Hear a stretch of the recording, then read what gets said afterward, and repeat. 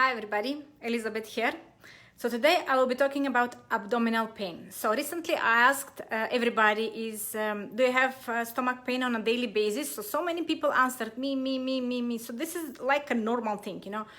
There are so many organs in the abdomen. So the real question, I will try to cover all the pain starting from the top to the bottom. And the real question is this pain getting worse when you eat some specific kind of food or not? Is it the pain is coming and going, or is constant pain? So you have to think about that also. The thing that I recommend is just going to the doctor and just checking, make an ultrasound test. It's an easy, uninvasive test to locate where is the inflammation going on. This is an easy test. Okay, so let's start with the pain from the top. So the first in the digestive system is the stomach, the esophagus and the stomach, where the food comes. Usually it can there, if you have a pain there, that may be ulcers, peptic ulcers, stomach ulcers, and they're in the upper middle part. The pain is there in the middle part, below the ribs in the middle, where is the stomach, of course. And you can feel like a burning pain, and it can go to the back. So you might think you have a pain in the back, but actually is in the stomach. So the thing is that the stomach loses the protective lining because it needs to create protective lining not to be damaged from the HCl, from the acid and pepsin that the liver and the gallbladder are producing to digest the food. So it can be worse after the food it's moving out from the stomach, going into intestines. So then the burning sensation is much worse after the food because the HCl is still there, right? And is damaging the gut lining. So what can cause this to happen? This can be caused by taking too much aspirin, brufen on a daily basis regularly. So this can cause damaging the protective lining of the stomach. Okay, also like anti-inflammatory drugs, then from H. pylori, that's the bacteria. This is causing this damaging the stomach lining.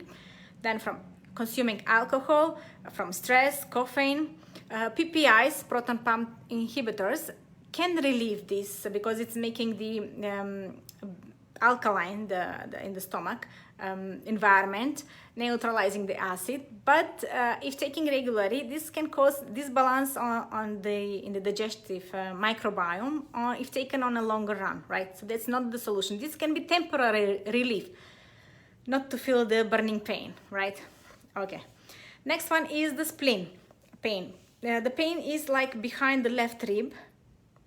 So it may be like if you touch it, it may be like a sensitive, like swollen. So then the spleen, it can be sign of damage or ruptured or enlarged spleen, right? If you touch and you feel like sensitive in that area. So left side, right, on the left rib, behind the left rib.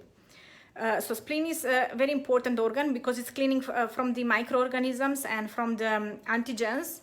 The important thing for this one, to avoid fat, alcohol, simple sugars, is very important to reduce this pain, so to heal the spleen. Next one is gallbladder. So this is like a sharp stabbing pain on the upper right side when the liver. So this can happen when the liver releases excess cholesterol. And it can also, this pain can be caused from when it's hard to pass, when there are stones in the gallbladder and they're hard to pass to the gallbladder bile duct, right? So it can be stabbing pain. So it may be very dangerous. So you need to go to the doctor immediately. So this is also caused from the bad dietary habits, right? So next one is pancreas. Pancreatic pain is on the upper left side or middle of the abdomen, right? And it can be from alcohol use, some medications, infections, blockage in the pancreatic duct also. And can be caused from high level of blood fat, lipids, high level of calcium in the blood also. So it's also, so you know, if you have pain in this side, left side or middle of the abdomen, it can be from the pancreas, this organ. Next one is liver. So liver, we know it's on the right side, like stabbing sensation. Sometimes it can be swelled. So, and also you may feel on the right shoulder pain if the problem is in the liver, right? This can be caused by hepatitis, from alcohol, from drugs, viral infections, toxins, and fatty liver, we all know. So if you have this kind of pain, it may be your liver. Okay. Then we will talk about hernia. So what is hernia? Many people have this kind of thing, which is when the muscle wall, we have like bag all around our organs in the abdomen, which is covering and holding the organs. So if there is a pressure in the organs, it may be damaging these muscles, this membrane, and the organs may pop out like a bulge, you know. I know because my mother had it can be caused from surgeries. My mother had a lot of surgeries for her kidneys, and she had like small ball on her left side. So it can be also from chronic coughing or obstructive pulmonary disorder, or from extreme exercise, from lifting heavy weights, you can develop hernia. So loosening of the muscle tissue. So we want to strengthen the muscle tissue, and eating the connective tissue from the animals. This is good for making our joints and for our muscle wall, this membrane, hard and tight to hold all the organs, right? Or it can be caused from multiple pregnancies. So too much swelling, right? Too much pressure in the abdomen can be caused. Next one, bloating. Bloating that I used to have also, and I believe many people had bloating, usually in the end of the day. So this is caused from eating leafy vegetables, beans, legumes, or drinking carbonated beverages, or swallowing too much air. So when eating or eating fast, then we swallow too much air, and also if you have SIBO, like small intestinal bacteria overgrowth, when the bacteria are in the small intestine instead of the colon, or usually from constipation. So we have to improve our migrating motor complex, so the food to be moved easily through the digestion. So this can be improved by eating some bitter herbs and teas, and just improving the movement of the food through the intestines. Okay, next one, diverticulitis, which is on the lower side. Lower side, this is like similar like hernia, but this is on the large intestine. So diverticulitis is like when the pressure inside the large intestine, it's so strong and high, it will push and bulge the large intestine, the colon, to make like balloons outside, and it's called diverticulitis. So it's like balloons all around the colon, the intestine. Okay, so this is called diverticulitis, and it's usually on the lower left side. The pain is there.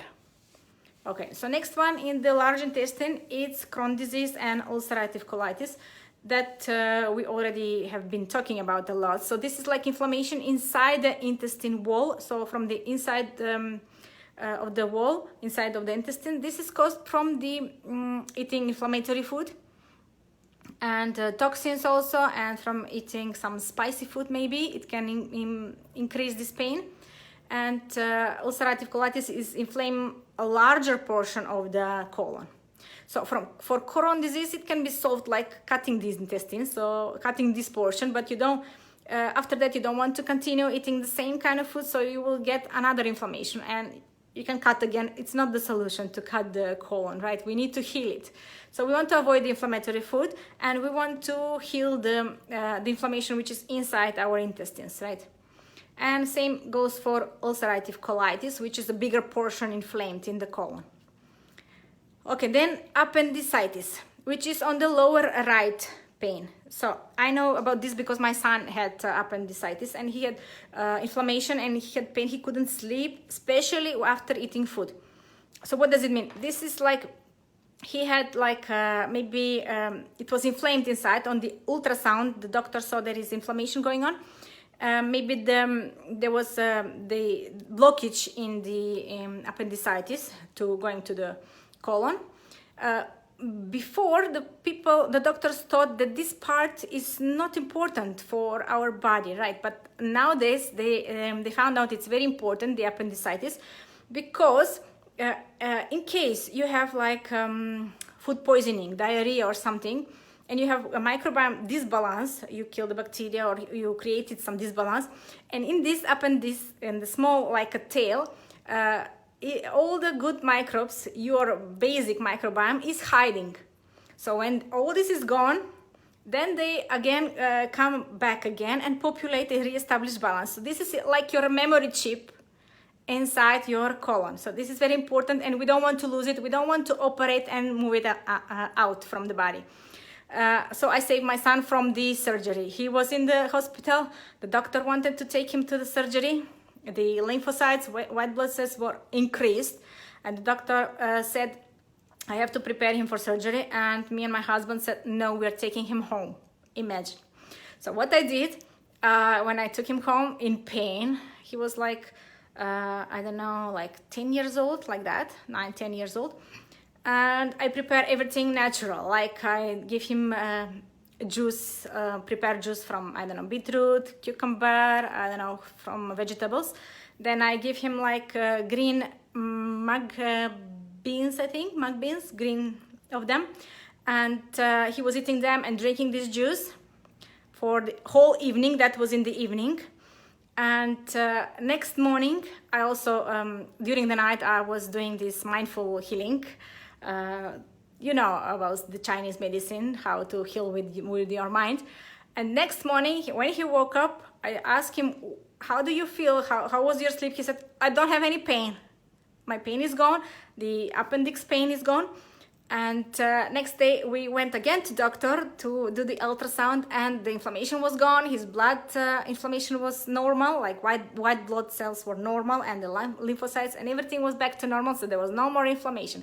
So we don't want to go straight to doctor and make surgery, take it out, because this is very important to save it. I also saved his tonsils from surgery, so he didn't make any, he had inflammation every month, but we healed them naturally. Everything can be healed naturally, so believe in that, okay? So I explained all the kind of pains in this video. So if you see all the pains, if you saw all the videos, so you can investigate, you can think about which kind of pain you have and which organ might be involved in this kind of pain, right? From the upper part to the lower part of the abdomen. And just write in the comment, what do you think, which kind of pain you have and which organ is involved. Okay, I want to know. So we want to heal this naturally, to avoid the inflammatory food, avoid alcohol, avoid the all the toxins, medications. Of course, we don't want the medications which are damaging our stomach, damaging our intestines, and from there causing leaky gut and causing whole body disbalance and whole symptoms in our body. Okay, so I hope you like this video, and let me know how do you feel after this. Bye.